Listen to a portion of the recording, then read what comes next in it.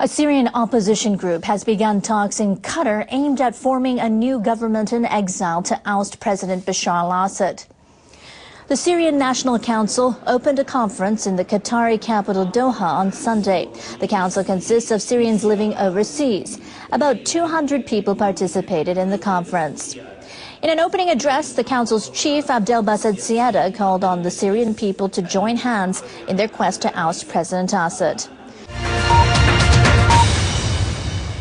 Sharp disagreements have emerged at a meeting of Syrian opposition groups in Qatar shortly after they began talks aimed at unifying the various factions. The opposition hopes to form a government in exile, but so far it's widely being regarded as fragmented, ineffective and out of touch.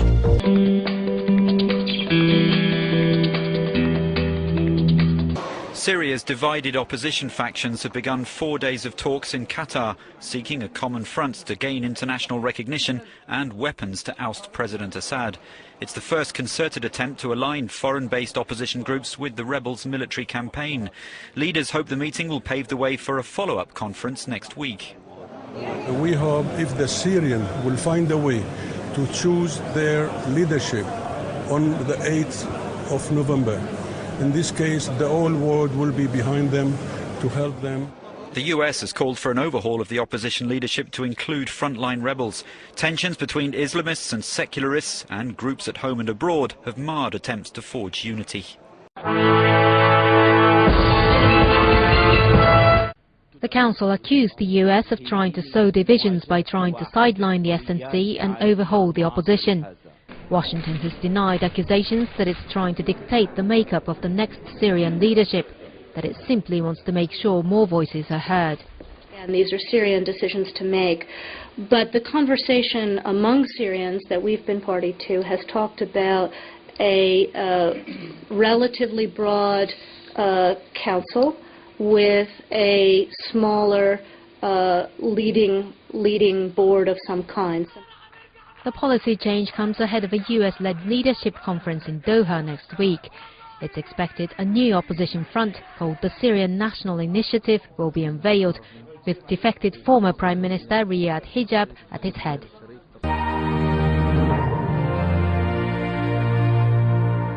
A night of heavy shelling in Damascus. This is the Yarmouk refugee camp. The world is becoming used to scenes like these out of Syria. Together with the same words spoken by diplomats, condemnations and the importance of doing more, but nothing happens.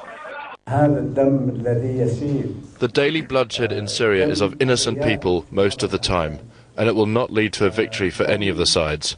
There is no military solution to the Syrian crisis. It has to be a political solution, or the future of Syria will be much worse. Politics has failed every time. This conflict is being played out on the ground and not in grand meeting halls. Disagreements between President Assad's allies and those who want him gone still paralyzing any real action. Unfortunately, the other participants from the Western and regional countries are only talking to the opposition groups and not dealing with the Syrian government, and they are even encouraging them to continue fighting until victory.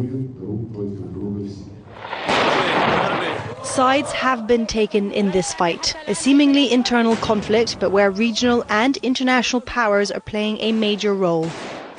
Allegations of funding and arming the rebels, or doing the same for the regime, means this is a far more complex war. More talking, this time in Qatar. The Syrian National Council is trying to redefine itself. It wants to be the representative of this revolution. But there is no one voice when it comes to those fighting inside Syria, nor among the men in suits who oppose President Assad. Uniting one and all is seemingly impossible. Right now, the opposition all want Assad to go. But what happens if he does? All these different interests will surely find it harder to reach common ground.